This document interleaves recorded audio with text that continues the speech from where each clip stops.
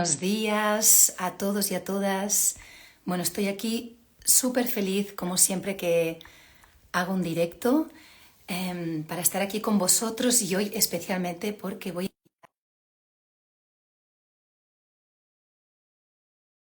Lo he hecho todo bien y a ver qué tal. Bueno, vamos a hablar de cómo fomentar la autoestima en los niños y niñas, un tema que creo que nos... Hola, Lisenda. Hola, què tal? Bon dia, què tal? Molt bé, i tu? Molt bé, aquí estic mirant que tot estigui bé, però sembla que sí, tot bé. Tot bé, tot bé. Bueno, pues Elisenda, primero de todo te quería agradecer, mil gracias por aceptar la invitación y estar aquí con nosotras y nosotros y, bueno, regalarnos este tiempito Un y aprovechar plaer. aquí para dar las gracias también porque creo que eres fuente de inspiración para mí y para muchas personas. Así que bueno, gracias.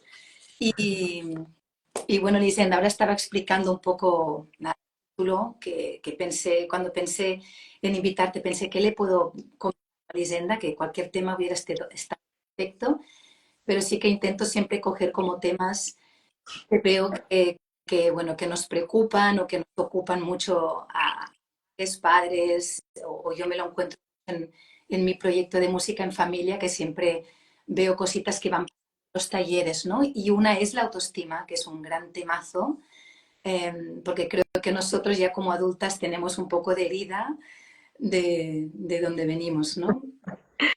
Sí. Sí, sí, además que es totalmente siana porque la autoestima, ¿no? Como bien dice la palabra, es la forma que tenemos de amarnos a nosotras mismas, ¿sí? El autoamor, el autocuidado, todo este concepto que empieza por el auto, por el yo misma, por el yo mismo, se empieza a formar a partir de los 2 años y medio. O sea, pero no es que se empiece a formar a partir de los 2 años y medio. A partir de los 2 años y medio empezamos a darnos cuenta que somos seres separados de la díada, ¿no? de la persona, de las personas que nos han cuidado más principalmente, pero claro, llevamos un rodaje de vida, o sea, son 2 años y medio de ir acumulando información de cómo nos han mimado, cómo nos han cuidado, cómo nos han tocado, cómo nos han sostenido. Y esto es, pues, cómo hemos sido concebidas, cómo ha sido nuestra gestación, cómo ha sido nuestro parto, que es un momento cumbre en la vida de la autoestima también, ¿no? Cómo han sido los primeros meses de vida. Entonces, claro, cuando nos damos cuenta de la importancia de la autoestima, tenemos que ir un poquito atrás, ¿no? Para ver qué posibles chinchetas, a mí me gusta hablar como muy visualmente, ¿no? Cuando yo hablo de las chinchetas son como cositas que han quedado ahí fijadas, que hay que ir a revisar y hay que ir pues intentar sacar la chincheta y ponerle un poco de esa masita que ponemos en la pared a veces y pintamos, ¿no? Y reparamos y reprocesamos. Y por eso a veces las psicólogas tenemos mala fama, porque es que siempre hablar del pasado, siempre hablar del pasado. Bueno, es que a ver, tú puedes ir caminando para adelante con todo lo que llevas arrastrando atrás, vas a ir muy lenta o vas a ir con mucha dificultad, ¿no? Entonces, claro, la autoestima empieza por aquí y empieza, evidentemente, como tú muy bien has dicho, con la figura de espejo de la persona que acompaña. O sea, si yo no tengo colocada mi autoestima, pues difícilmente podré ser coherente en ese acompañamiento de la salud y del amor en los niños y las niñas que yo acompañe, ¿no? Y eso pasa por mí. El otro día hablaba con una amiga y me encantó porque ayer me dejó un mensaje, me dijo, he empezado a aplicar lo que tú me has dicho. Porque yo le decía, jo, es que no te das cuenta, es una amiga muy amiga y me da muchos permisos para entrar ahí. Yo nunca entro en ningún lugar, ¿eh? O sea, yo soy súper prudente con esto. Pero yo le decía, jo, es que me doy cuenta que siempre tienes una palabra negativa para tu cuerpo delante de tu hija. Entonces, claro, madres, hijas, cuerpo, imagen, todo esto, pues ya sabemos dónde puede acabar llegando, ¿no? Y yo le decía, Jolín, aunque tú no te lo creas, es importante que hagas el ejercicio de empezar a valorar lo maravillosa que tú eres y hacerlo delante de tu hija, ¿no? Y me decía, uff, lo que me va a costar infinitud. Pues he empezado a hacerlo y dice, fíjate tú que los primeros días me sentía como muy rara, diciendo, ay, qué bien me queda esta camisa, o cómo me gusta hoy, cómo me queda el pelo, wow, ¿has visto qué ojos más abiertos tengo hoy? Yo qué sé, ¿no? O sea, cosas de este tipo, y que se ha dado cuenta que al hacerlo, ella misma se está sintiendo, ¿no? Está entrando con una dimensión de hablarse que capaz nunca recibió. Y esa es la herida también, Ana, ¿no? Nuestras niñas pequeñas, y ahora callo, porque ya arranco este tema y no paro, pero que nuestras niñas pequeñas necesitan escuchar cositas amorosas, cositas blanditas, cositas bonitas, que capaz no las personas que nos las tenían que dar, pues no nos las pudieron dar por motivos X, Y o Z, no vamos a entrar ahí ahora, pero que nosotras ahora como adultas tenemos el deber de reparar eso, ¿sí? No somos responsables de lo que nos pasó, pero sí somos responsables de qué hacemos con todo eso, ¿no? Total. De hecho, Elisenda, ahora escuchándote, para mí cada niño es una oportunidad, ¿no? O sea, cuando tenemos niños alrededor, cada niño nos pone de espejo muchas cosas, ¿no? Y a veces hay niños que te remueven las entrañas, que dices, ¿qué me está pasando?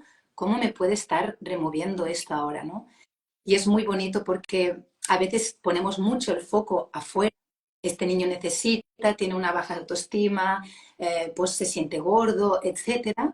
Y nos olvidamos del primer paso, que es nosotras como modelo, cómo nos estamos tratando, ¿no? Porque ellos sabemos que muchas palabras que les pongamos, las palabras se quedan en vano si no damos ejemplo, ¿no? Y eso es algo muy duro y muy difícil para nosotras también, porque siempre estar trabajándote y a veces nos da como mucho miedo, pero al final es traspasar este dolor para poder salir a la luz y poder, ¿no? Es una, o sea, yo lo veo siempre como una oportunidad. Bueno, y que al Pero final, Ana, fíjate, ¿no? Que yo siempre les digo a las familias, la mala noticia es que depende de ti. Y la buena noticia es que depende de ti. Es decir, ¿qué nos pasa con la responsabilidad? ¿No? O sea, somos responsables de muchas cosas. total, Y como sociedad y como generación tenemos que comprender el alcance de esta responsabilidad. Ahora, intentémoslo hacer sin tanta carga, sin tanto peso, sin tanta culpa, ¿no? Sin tanto el yugo, que sobre todo recae encima de las mujeres, que este también es otro sesgo, pero, pero que es básico y es importantísimo que nos sintamos libres cuando sabemos que esto depende de nosotras. Porque entonces depende de mí. Fíjate que en mi proyecto en acompañamiento familiar muy pocas veces vemos a niños y a niñas, claro, sobre todo cuando tienen menos de 7 8 años. Es que cuando un niño tiene una dificultad con su autoestima o tiene una dificultad con su gestión emocional o tiene una dificultad interna, evidentemente, salvando las patologías y salvando muchas cosas que nosotras no acompañamos. Pero siempre nos fijamos qué le pasa al sistema familiar, porque el sistema familiar es ese cuenco, es ese caldero en el que tú deberías sentirte segura, comprendida, querida, amada, sostenida, corregulada, ¿no? No hablo de padres y madres iluminados, hablo de padres y madres suficientemente sanos que puedan ofrecer todo eso a los niños y a las niñas, ¿no? Entonces, cuando el sistema familiar no es ese caldero y por el contrario te quema y quieres salir de ahí o está demasiado frío y te congelas ahí dentro, pues tenemos un problema. Pero no es del niño o de la niña, es del caldero que lo sostiene y lo ampara mientras está en desarrollo y está creciendo, ¿no? sí. Lo que a veces yo veo, ¿no, Elisenda? Que a veces nos duele mucho, ¿no? Cuando acudimos para pedir ayuda para nuestros hijos, que en principio vemos, o alumnos, ¿no? Vemos un problema, y yo lo he vivido, ¿eh? Antes de ser mamá, por ejemplo, he vivido niños con una problemática familiar muy potente y que en la escuela se ha pedido para el niño y se ha empezado a llevar al niño a un psicólogo. El problema estaba en casa, ¿no? Entonces he vivido con mucho dolor y mucha impotencia de decir, es que no puede ser, no, algo no está funcionando aquí, ¿no? Y como padres a veces nos gustaría que fuera como, es él el que tiene el problema, ¿no? Que a veces cuando nos rebotan y nos dicen, bueno, pero ¿qué pasa en casa? Y ya es como, ¿cómo que qué pasa en casa? Porque nos tenemos que mirar y esto a veces, pues otra vez, pasar por el dolor no nos gusta, pero una vez te acostumbras ya es como, bueno, todo, ¿no? Dices, bueno, vamos a revisar, Bueno, sabemos que es un... y lo que no sabemos, porque nadie nos lo ha explicado tampoco, Ana, y yo creo que esto lo vemos cuando entramos en procesos personales, que detrás de los grandes miedos y detrás de los grandes dolores hay grandes regalos. Total. ¿Sí? Y si no nos atrevemos a transformar o a atravesar ese miedo, ese túnel o ese dolor, nos quedamos estancadas en el sufrimiento y en la supervivencia. Y eso es morir en vida, Mm, ¿no? es, Pero, claro, es un acto de valentía, es un acto de decir, me da mucho miedo eso, me da mucho pavor lo otro, sí, me congelo o me asusto, me voy corriendo, pero que sepan las familias que si no se atraviesan ciertas resistencias internas, es que esto no les va a llegar coherentemente a los niños y a las niñas, porque tú no puedes dar genuinamente lo que no tienes. Y algo que has dicho antes que es maravilloso, que es que tus hijos no van a hacer lo que les digas, van a hacer lo que ven que tú haces. Igual te creen y te hacen caso por amenaza, extorsión con lo que tú dices. La autoestima o la base de la educación emocional es lo que ven en ti, es el reflejo de lo que ven en ti. Eso es la base sobre la que van a construir después, pues eso, su autoestima, su autoconcepto, su regulación, sus límites, cómo se relacionarán con los demás, porque claro, la autoestima es la capacidad de amarme, pero la buena autoestima nos asegura tener una buena relación con los amores externos, sean parejas, sean amistades, sean socios o socias. Es claro, no podemos empezar a arreglar la casa por el tejado, o sea, podemos parar las goteras, pero hay que ver qué les pasa a los fundamentos, ¿no? Cuando, por ejemplo, tenemos una pandemia, muchas veces relaciones sexoafectivas que no son saludables, o sea, ¿qué parte de nosotras y nosotras está escogiendo a esas personas? Una parte carente, una parte dañada, una parte que no se ama, porque si no hay ciertas cosas que a la primera de cambio no toleraríamos, ¿no? Entonces, eso es nuestra autoestima, ¿no? Entonces, los niños y las niñas, si ven eso en nosotras, pues empiezan también a comprender que el amor son migajas, o que el amor es un maltrato, o que el amor es algo abusivo, o es algo que te abandona, o es algo que no está presente. Entonces, todo eso es esa responsabilidad bonita, ¿no? De que al dárselo a los niños y a las niñas, tienes que podértelo dar a ti misma. Y eso es una doble sanación. Mi niña interior que no lo recibió y una prevención o una promoción de la salud de los niños externos, ¿no? Total. Y antes, Elisenda, que has puesto como un ejemplo tuya, y me venía otra vez, ¿no? Esta palabra de que realmente es una oportunidad. Y aunque los niños y niñas se queden más con el ejemplo que con las palabras, a veces si se nos hace una montaña, empezar con las palabras también puede ser una buena cosa, ¿no? Y ahora me venía un ejemplo de una chica que siempre es muy fácil verlo desde fuera, ¿no? Pero que está muy obsesionada con que su hija se siente gorda, y, bueno, es que todo el tema de la imagen, ¿no? Y muchas veces ella está diciendo cosas de ella misma, de su aspecto físico, que no se ve guapa.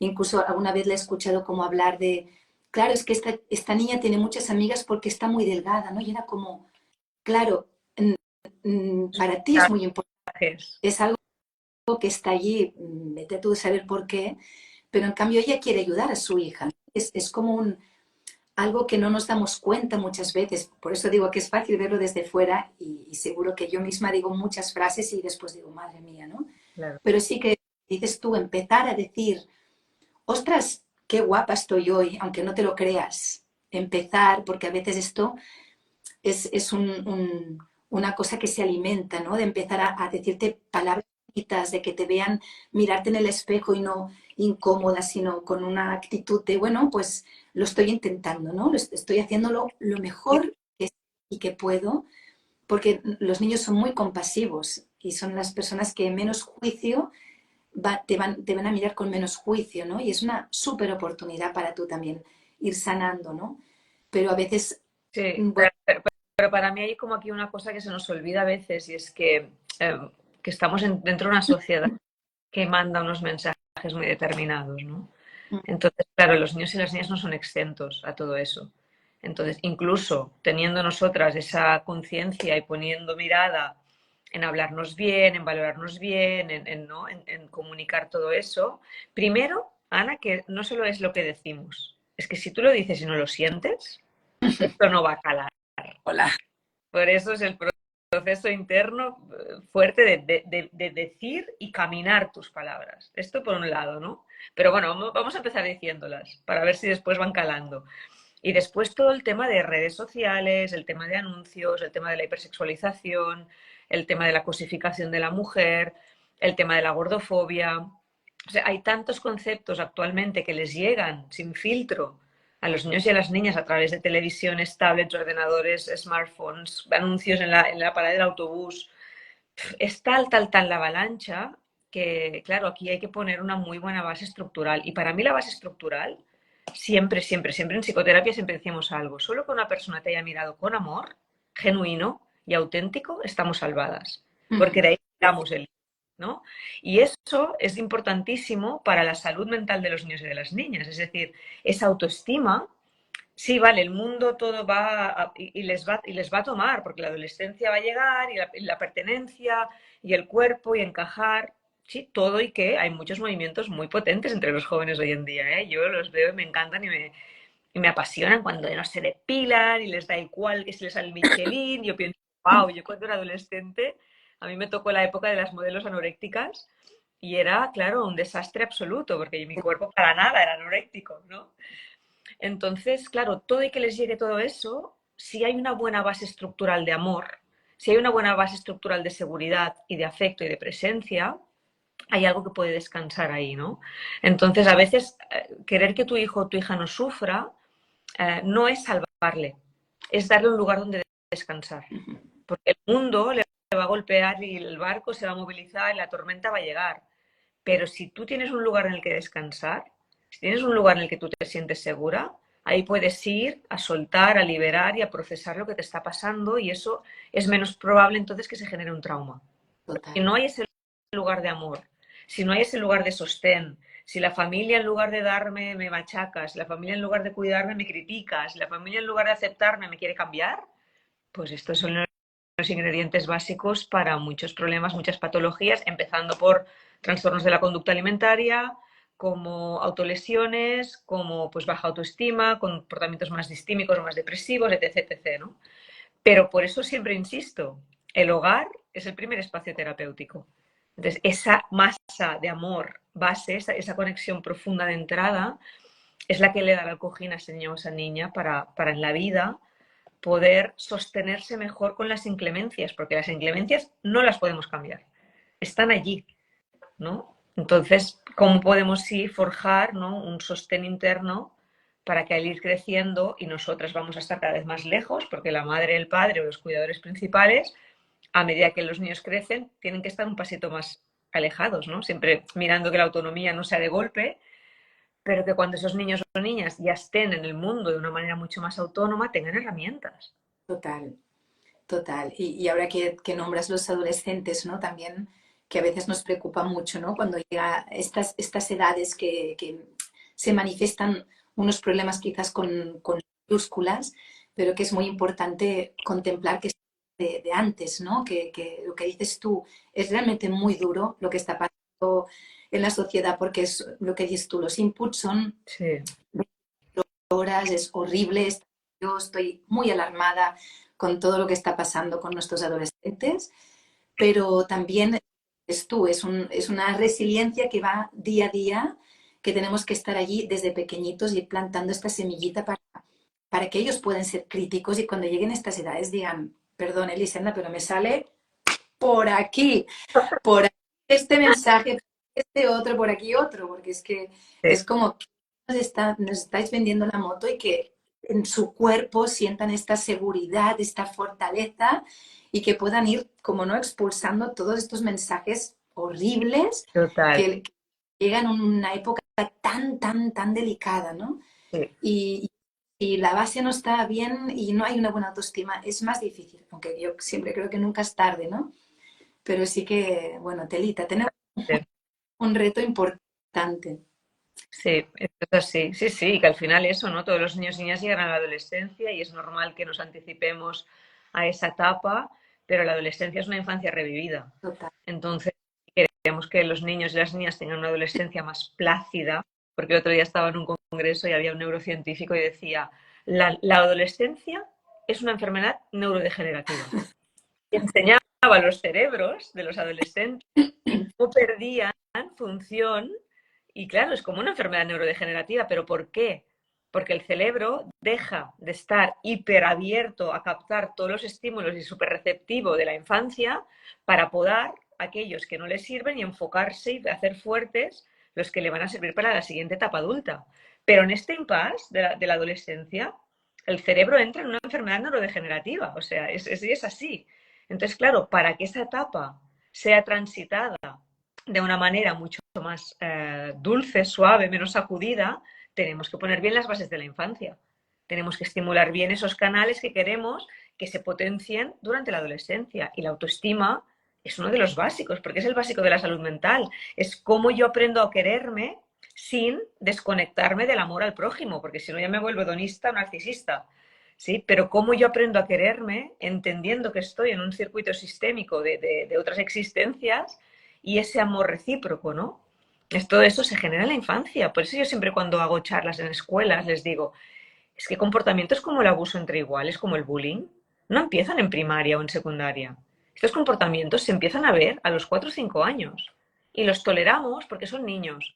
Y no que se regulen, y si no quiere jugar, que no juegue, y si tal, sí, ya, pero con respeto, con amor y con empatía. Porque si nosotros amasamos todo eso, los niños y las niñas cada vez se van volviendo más señores y señoras de sus propios realmos, ¿no? De sus propios reinos. Y eso no les ayuda a ser personas asertivas con el prójimo, ¿no? Me parece importante también, no solo la autoestima, es sí el amarme a mí misma, el quererme y valorarme, pero entender que en el mundo las otras personas, o sea, merecen recibir lo mismo. Total, total. De hecho, me hace gracia, Elisenda, que hablas de esto, porque era una pregunta que tenía, Así, que ahora quiero respetar el tiempo y una pregunta esta, ¿no? Que yo bueno, puedo vivirlo, ¿no? Cuando doy talleres de música con niños pequeños, mi objetivo, todas las canciones que hago son para empoderarlos, fomentar la autoestima, pero sí que es verdad que ahora veo que hay una línea muy fina entre lo que es fomentar una buena autoestima y quizás confundirnos con los límites, ¿no? Pero, no sé, antes me salía la palabra déspota, pero no me gusta poner, quizás es muy fuerte, pero sí como esta permisibilidad extrema y que a veces nos confundimos y entonces empezamos como claro. a- a tener niños que quizás les cuesta como empatizar en el entorno, a tener... Porque fíjate, Ana, que es una falta de corregulación. Es decir, yo siempre digo que los mimos y el amor no malcrían a un niño. Lo que lo malcría o lo desregula o lo confunde es la ausencia del límite. Entonces, dosis de amor, la que sea, pero siempre corregulada con el límite, ¿no? Cuando no hay límite, cuando tú no le explicas al niño o a la niña que hay un otro ahí fuera, que tiene sentimientos, que se afecta, que tiene sus tiempos, que tiene sus deseos y necesidades distintas de las suyas, pues los niños crecen pensando que eso que no existe, ¿sí? Total, Porque el niño por sí mismo es egocéntrico, tiene que compartir, tiene que entrar en la sociabilización a través nuestro. Pero si no se lo explicamos y no se lo corregulamos, hay una parte que no, el niño o la niña no lo va a comprender. Entonces se va a construir desde esa imagen, como tú dices, más déspota o más ególatra, ¿no? Más desde yo y yo. Y esto está muy bien a los 2 o 3 años, pero a medida que el niño o la niña se va desarrollando, necesita conquistar la autoestima, la asertividad, la empatía, la autoestima, la empatía, el contacto con los demás para construirse en grupo. total. Y esto empieza mucho, Elisenda, ayer lo hablaba con una mamá de ayer que está en un proceso así en que la niña la está retando mucho con los límites. Cada vez que la mamá hace algo de disfrute, la niña se pone muy mal, ¿no? Se pone como a llamar la atención. Y veo que, claro, el primer límite empieza con la persona que lo cuida, ¿no? La madre, el padre o el tutor. Y, y aquí es cuando a veces nos confundimos y tenemos que poner un límite, es como castrar, ¿no? Privarlo de cosas cuando es todo lo contrario, ¿no? Que este límite, lo que dices tú, lo cuida y no tiene nada de privarlo de amor, de privarlo de autoestima, porque para mí, que tú, que eres la persona que lo cuida, le estás poniendo este límite, le estás diciendo, esto es importante para mí y esto lo voy a hacer yo ahora, es también Sí, un, yo te estoy inspirando para que yo veas que yo me cuido primero. Me, claro, fíjate que aquí, Ana, hay un tema muy, muy importante que hemos tocado con la piedra filosofal, ¿no? Que son los límites. Y los límites tienen una historia. Entonces, si para mí los límites que me pusieron en mi origen, en mi sistema familiar, no fueron límites coherentes, no fueron límites respetuosos, no fueron límites asertivos, no fueron límites hablados, que yo pudiera comprender, mi idea del límite es castración. claro, Yo voy a intentar a mi hija o a mi hijo no castrarle. ¿Por qué? Porque entiendo que el límite es castración. Entonces ahí es el trabajo de base con las familias que yo hago muchísimo, de reparar el mensaje con los límites, de comprender que sus hijos y sus hijas necesitan límites y que ellos y ellas no son su madre o su padre, por lo tanto no los van a poner igual que lo recibieron, ¿no? Entonces hay que dar permiso a poner un límite y a darnos a nosotros la confianza de que lo podemos hacer de una manera mucho más respetuosa y mucho más coherente de la que recibimos nosotras mismas, ¿no? Entonces, bueno, un poco de todo eso también ahora sale un nuevo libro mío y hablo de todo esto, porque ya no quería hablar más de crianza, quería hablar de nuestra crianza, Claro, quería hablar de nuestra relación con el amor y cómo nuestra falta de conexión profunda con el amor ha condicionado pues, tu crianza, tu pareja, tu vida, tu trabajo y tu presente, ¿no? Y entonces me parece básico eso, indagar en lo profundo nuestro, en lo profundo, también digo, no hace falta que hagas 10 años de psicoanálisis si no quieres, ¿no? Pero sí conocer un poquito quién somos, de dónde venimos y qué parte nuestra muchas veces toma el lugar y habla, ¿no? A través nuestro. total. Porque cuando hacemos consciente la herida, nos domina menos, nos secuestra menos. Ujú. Totalmente de acuerdo, Elisenda, que interesante. Y además, vengamos de donde vengamos, ¿no? Que quizás la mayoría venimos más de unos límites más autoritarios, desde el autoritarismo, desde que no nos han puesto límites y nos hemos desparramado, ¿no? En el espacio, sea como sea, yo me quedo no lo sabré decir también, pero sí con esta frase que has dicho, ¿no? A ver si me sale, porque ahora se me ha nublado, pero, ay, pues no me sale. Elisenda, te estaba escuchando y la tenía, que era como, o sea, que mirar indagar en nuestro pasado da esta oportunidad de avanzar, ¿no? Creo que lo has dicho más o menos así, porque a veces, vuelvo a repetir que por lo que yo voy viendo nos da tanto miedo entrar y yo siempre, bueno, yo soy una apasionada del crecimiento personal y me encanta y siempre animo, no te dé tanto miedo porque es más el miedo, es peor vivir en este miedo, en esta preocupación, en este malestar continuo, ¿no? De hormiguita, Bien. que no voy a entrar porque después el bienestar que da es mucho mayor que lo que has podido como pasar, ¿no? Esta pequeña incomodidad. A Mm. veces necesitamos estar un poco incómodos para ¿no? Confiar, confiar que detrás de ese malestar hay un regalo. Siempre digo, es como cuando juegas a un videojuego y subes de nivel, ¿no? Pues eso, si no matas al monstruo de la tercera pantalla, no pasarás a la cuarta. Entonces, no hay otra, o sea, no hay atajos, no hay saltos cuánticos, no, o sea, tú quieres pasar a la cuarta pantalla, tienes que cargarte al monstruo de la tercera, ¿no? Y esos monstruos son esos condicionantes o patrones o creencias internas que nos limitan y que nos bloquean en nuestro camino. Así es. Y Elisenda, ¿cómo se llama este libro que has dicho que has sacado? Sí, ahora sale, está en imprenta, sale la semana que viene o la siguiente, se llama Amor de piel ¿Y adentro, dónde lo podemos encontrar? cualquier librería, donde Sí, ¿eh? compre. Sí, en Vale, cualquier librería, lo edita Planeta, entonces en cualquier librería, si compras online, si compras presencial, lo tendrán. perfecto, qué bien. Pues Elisenda, bueno, yo respetando el tiempo, si quieres lo dejamos aquí. Súper, Eh, perfecto. tengo una mosca por aquí. Te voy a dar las gracias a ti bueno, y a todos los que os habéis conectado y que os iréis conectando. Lo vamos a dejar grabado, que han preguntado bastantes personas que no se podían conectar. Espero que todo irá bien, pero en principio siempre lo consigo dejar, así que Qué bien. Pues lo compartiremos porque ha sido muy interesante, Ana, la conversación. Me ha encantado. gracias, Elisenda. Igualmente, Pues un abrazo muy un fuerte abrazo para ti. y hasta. Adiós. Adeu. A ver.